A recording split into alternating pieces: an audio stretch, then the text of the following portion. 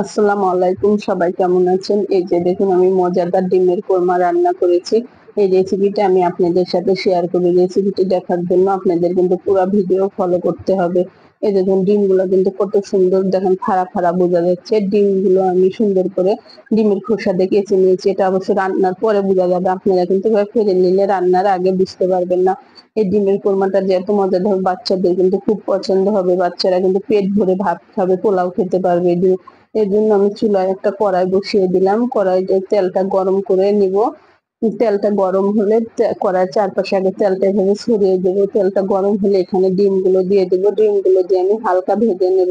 ডিমগুলো আসলে কড়া করে ভাজবো না, ডিম কিন্তু শক্ত হয়ে যাবে। আপনারাও ডিম কিন্তু হালকা ভেজে নেবেন, আর ডিমের কালার কিন্তু চেঞ্জ হয়ে যাবে। এইভাবে দিয়ে আস্তে করে এইভাবে আমি কড়াইটা ধরে ধরে ঘুরিয়ে দিচ্ছি। ডিমগুলো বেশি নাড়াচাড়া করলে ভেঙে যেতে পারে। হালকা করে দেখেন আমি এইভাবে ভেজে নেব। এই দেখেন ডিমের কিন্তু ভাজাটা হালকা হালকা একটু বোঝা যাচ্ছে। আপনারা এভাবে হালকা হালকা করে ভেজে নেবেন। হালকা ভাজা হলে ডিমগুলো উঠিয়ে নেব। উঠিয়ে নিয়ে এবং চুলায় আমি কড়াইয়ের মধ্যে একটু ঘি দিয়ে দিলাম। আসলে কোরমা রান্না করতে ঘি দিলে কিন্তু অনেক মজা হয় খেতে। আর কোরমাতে একটু তেলটা বেশি দিতে হবে। ঘির সাথে আমি তেল দিয়ে দিলাম, একটা ফুটফুট দিয়ে এইভাবে নেড়ে চেড়ে ঘিটা আমি গলিয়ে নেব। ঘিটা গলিয়ে নেওয়া হলে এখানে আমি লং, দারচিনি, এলাচ দিয়ে দিলাম। সাথে এলাচগুলো হালকা একটু মুখটা ছিঁড়ে ছিঁড়ে দিবেন, তাহলে কিন্তু সুন্দর একটা ফ্লেভার আসবে। এই পর্যায়ে এভাবে ভাজা হলে এখানে আমি পেঁয়াজ দিয়ে দিলাম।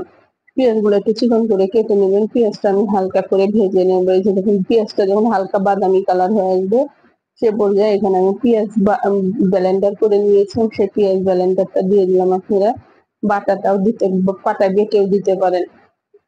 পেঁয়াজটা এভাবে নেড়ে চেড়ে নিলে যে পেঁয়াজের একটা কাঁচা গন্ধ থাকে, এটা চলে যাবে। পেঁয়াজটা একটু ভাজা হলে এখানে আদা রসুন বাটাটা আপনারা ডিম পরিমাণ অনুযায়ী নেবেন। এখানে আমি 11টা ডিম নিয়েছি। আপনারা যদি কম নেন কম দিবেন, বেশি নিলে বেশি দেবেন। আসলে আমি এখানে বাটা জিরা দিলাম। আসলে বাটা জিরা দিলে কিন্তু তরকারির স্বাদটা কিন্তু ভালো আসে। আপনারা বাটা জিরা দেওয়ার চেষ্টা করবেন।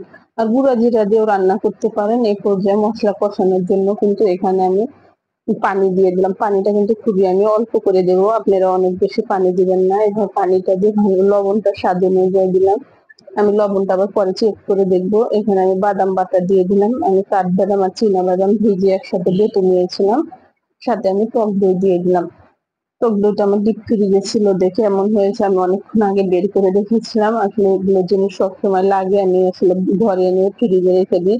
এখন টমেটো সস দিয়ে দিলাম।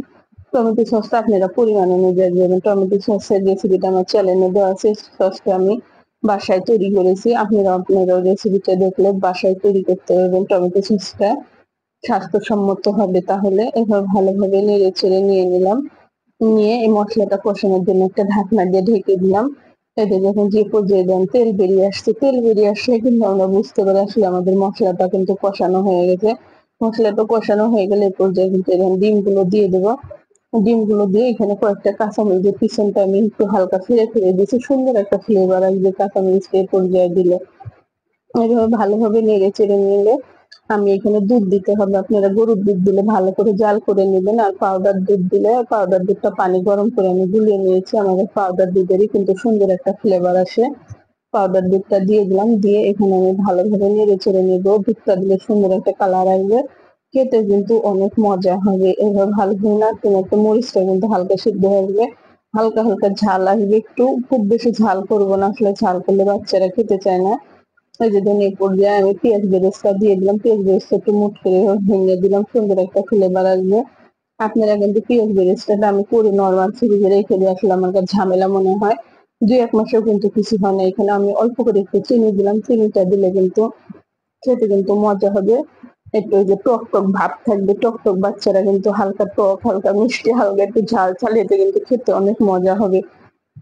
দিয়ে পর্যায়ে একটু ঘি দিয়ে দেবো আমি। ঘি দিলে আসলে সুন্দর একটা ফ্লেভার আসবে। এবার ভালোভাবে নেড়ে চেড়ে নেবো। যে দেখুন, এভাবে ভালোভাবে যখন যে পর্যায়ে নাড়াচাড়া হয়ে আসবে, আপনারাও কিন্তু এভাবে ভালোভাবে নাড়তে থাকবেন।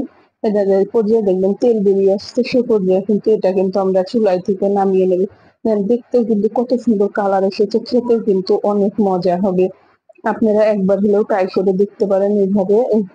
এটা চুলা থেকে নামিয়ে নিচ্ছি, দেখেন কত সুন্দর দেখাচ্ছে। বাচ্চারা কিন্তু আসলে খেতে কিন্তু অনেক পছন্দ লাগবে। আমারই তো দেখে লোভ লেগে যাচ্ছে। আপনারা আমার ভিডিওটি একবার হলে ট্রাই করে দেখবেন। আর আপনাদের কাছে যদি আমার এই ভিডিওটি ভালো লাগে আপনারা আমাকে একটা লাইক দিবেন, লাইক দিয়ে আমার চ্যানেলটি সাবস্ক্রাইব করে দিবেন। ধন্যবাদ সবাইকে।